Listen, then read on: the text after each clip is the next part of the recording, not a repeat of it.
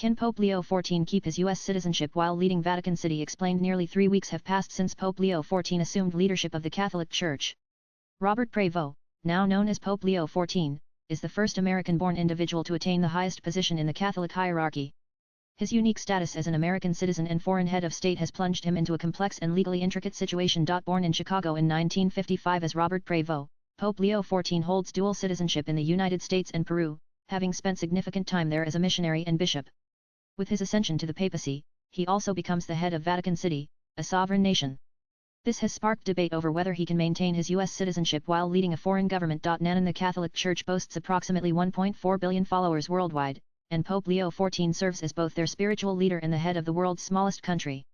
Vatican City, spanning only 0.44 square kilometers with a population of a few hundred, became independent in 1929 through a treaty between Italy and the Holy See. Americans employed by foreign governments do not automatically forfeit their U.S. citizenship. However, according to the U.S. State Department's website, serving as a foreign head of state, head of government, or foreign minister can prompt a review of an individual's citizenship status. Such cases raise complex questions of international law, including issues related to the level of immunity that person may be granted from U.S. jurisdiction, the department stated.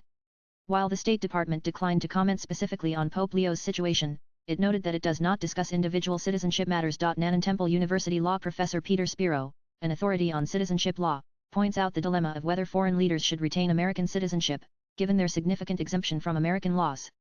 This exemption conflicts with the constitutional principle that no American citizen should be above the law. Nonetheless, a 1980 U.S. Supreme Court ruling established that Americans cannot be stripped of their citizenship unless they voluntarily renounce it.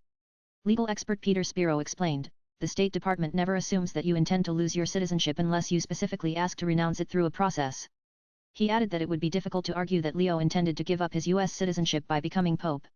I think it is extremely unlikely that the U.S. would take steps to end the Pope's citizenship, Spiro said. Nan regarding his Peruvian citizenship, George Puck, Deputy Director of Peru's National Identity and Civil Status Registry, confirmed that there is no legal conflict with Pope Leo retaining his Peruvian citizenship. Pope Leo became a Peruvian citizen in August 2015, a month before Pope Francis appointed him Bishop of Chiclayo. He met the requirements by living in Peru for at least 2 years and passing the citizenship exam. Puck remarked, "This is the most admirable thing that our beloved Supreme Pope has done, desiring Peruvian nationality despite not being a Peruvian by birth." Although all adult Peruvians are required to vote in elections until the age of 69, Pope Leo, who will turn 70 in September, will not be obliged to vote in the upcoming presidential election in April 2026. The citizenship status of previous popes remains unclear, as the Vatican does not disclose such information. Pope Francis renewed his Argentine passport in 2014, a year after becoming Pope.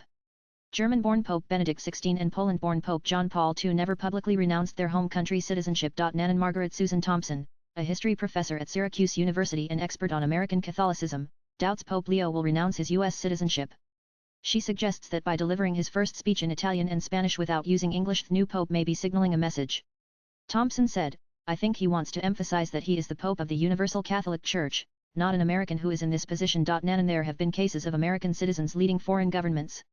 Boris Johnson, born in New York, renounced his U.S. citizenship in 2016 while serving as the UK's foreign minister and became prime minister 3 years later. Swipe left for next video. Mohammed Abdullahi Mohammed, a U.S. citizen at the time, was elected president of Somalia in 2017 and renounced his U.S. citizenship 2 years later. Born in Somalia, he left the U.S. in 1985 and became a Somali citizen in the 1990s. Valdis Adamkus became a U.S. citizen after fleeing Soviet-occupied Lithuania. He returned as Lithuania's president in 1998 and renounced his U.S. citizenship following his election. Latest blogs.